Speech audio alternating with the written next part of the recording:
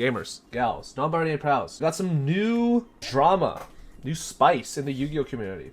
So let's just jump right into it. You may be familiar with this handsome lad right here. His name is Ludwig. He's a pretty big content creator. Basically, the other day, he ran a Yu-Gi-Oh tournament with a bunch of his friends, like Critical, Fusely, Saikuno, offline TV peoples, plus some people who are like, you know, he's friends with and whatever. And he had his mods make 8 different decks. They were all given the decks. Like people were on Gadget, people were on Blue Eyes, and eventually accumulated into Critical versus Saikuno, and Saikuno winning with Hero because, oh my god, the Hero deck was so overtuned. I'm 99% sure that shit had Dark Law. And it was a pretty successful event. 500,000 views for like a pretty impromptu thing. Hey, we fuck with that. The funny thing is, because I have an inside source, I emailed every single Twitch mod of all of these people, and I messaged them on Discord, and I messaged them on Twitter saying, hey, if you guys need to learn how to play Yu-Gi-Oh! Or whatever for this upcoming tournament, let me know. And none of them fucking responded to me, so I'm pissed. I should have been in this tournament.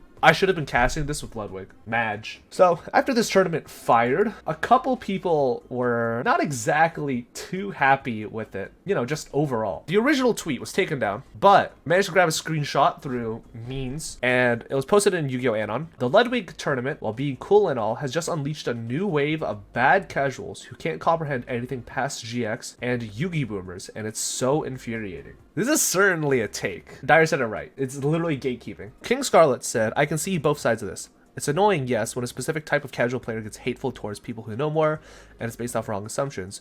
But we also can't write off everyone who doesn't know as much as casual elitist boomers. That's just gatekeeping. It's very much the idea of us sort of like making fun of Yu-Gi boomers because they're like, oh, every single game now is you special summon 25 negates and you set up 10 back row or whatever. On the other side of the spectrum, Yu-Gi-Oh players are very known for being extremely gatekeepy, where they're like, oh, you're playing that deck?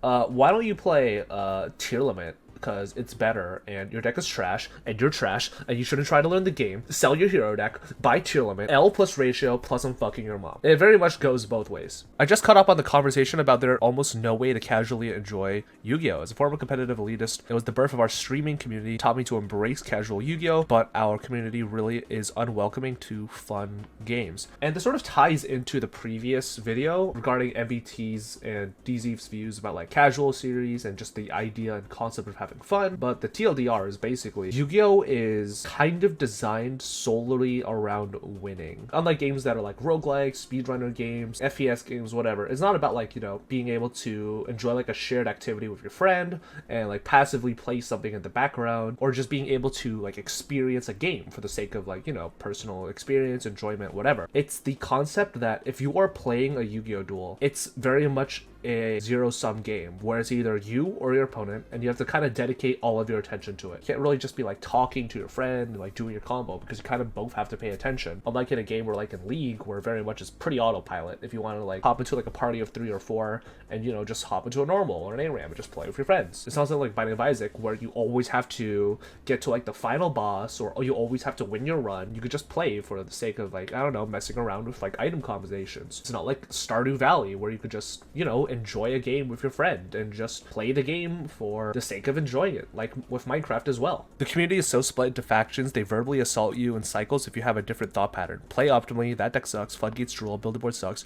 This community loves to complain more than Star Wars fans. It leads to having to be assertive to borderline aggressive back, or ignoring large chunks of the community conversation in order to try to be a part of the community. It isn't great to enter, which is why such an already challenging game is hard to get more people to play. That's also true. Like again, this ties into the previous video. Yu-Gi-Oh! Players are not exactly the most socially adjusted people. Like I can go to any Discord server right now and I guarantee you, like I could just find someone calling another person's deck like shit or something. So Jesse Cotton, I love playing casual Yu-Gi-Oh! Often means I'm not in advanced formats, but that's fine. I think there are plenty of ways to do it, and it's a big reason that Yu-Gi-Oh! Has continued to be a part of my life. Like again, I touched on this earlier where alternate formats are a way of just being able to, you know, just sort of celebrate Yu-Gi-Oh! But at the same time, to a degree, you still kind of have to look at it as a competitive thing. One of the biggest examples of casual formats not being able to really be a casual, you know, just for fun experience is NR format in Master Duel or even Common Charity, because these formats got solved and broken so fast just by the power of the internet. Eventually, they just sort of led into just being an alternate way to play an advanced format where everybody sort of got salty over Lunalight, or everybody got salty over Metal Foes that they had to make a fucking ban list because I found every single way to make Metal Foes broken. I'm sorry, NR Duelists, but my cock is bigger. Once metagames get established, casual or alternate formats, that sort of becomes like just another way to play advanced. Like once people figured out that like Blackwing and Christia Turbo were like the best ways to play Edison, our BET rulers suddenly got a lot more Blackwing and Fairy players. I wonder who was sweaty about NR. Shut the fuck up, Dyer. NR format was fun,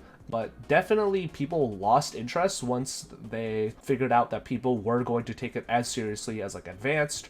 Once people started playing decks that were less and less diverse or just for the sake of fun, and just started playing gadget generator piles or, you know, like Metal Foes piles. And that definitely is like one of the reasons why these formats have definitely fallen off to a degree. I think a lot of Yu-Gi-Oh players are definitely burdened with like the curse of knowledge and experience, where they can no longer look at a game like Yu-Gi-Oh and even comprehend what it's like to like not play the game. When you introduce someone to probably the most simple deck I could think of is like gadgets. From the eyes of like a new player, they're looking at like, what's red gadget? What's green gadget? What's yellow gadget? And they have to like read these cards. They have to understand like what a resource loop is. And then they have to understand like why a resource loop is good. And then you have to explain to them like, oh, it trades like 1 for your opponent's traps, but you still go +1 at like advantage. And then you have to explain to them why trap cards are good and why, and then it's just like this whole deal that new Yu-Gi-Oh players have to understand. But at the same time, more experienced players, they just fail to be either good instructors for the new generation because of their inability to teach, because of their own curse of knowledge. Or they're just like super elitist and just like, ha,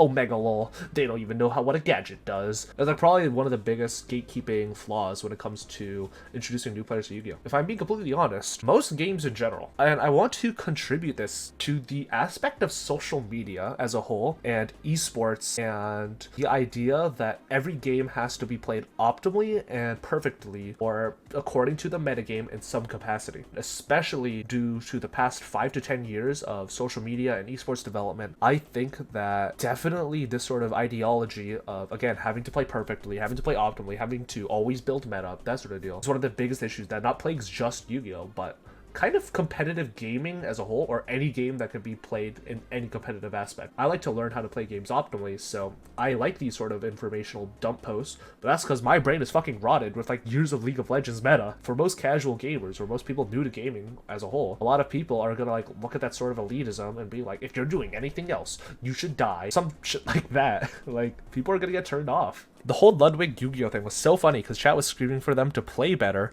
the whole time, and half the players hadn't even installed the game until that day. I will say, Ludwig definitely fired this tournament way too early. This was definitely something where he should have at least, you know, asked, hey, do you guys know how to play Yu-Gi-Oh? I'm not saying that they should know like fucking Endymion spreadsheet combos, but what I am saying is that they should know what a normal summon is, you know what I mean? Because when I was like in the Veils chat, he was literally like asking chat like, alright chat, what's a normal summon? What's a tribute summon? And I could get why like even casual playground audience members might have been frustrated with like the whole thing, just like, come on Ludwig, like you could have prepped them at least a little bit more, you know, by hiring me on Metafy, which I sent to you guys in fucking emails. Yeah, just overall, I really wish that the Yu-Gi-Oh community was way more inclusive to casual players, and it definitely is, with the current Twitch dimension sort of shaping around like VTubers, especially, who are, you know, trying to get into the game, trying to understand, learn the game, and I think that's really, really cool.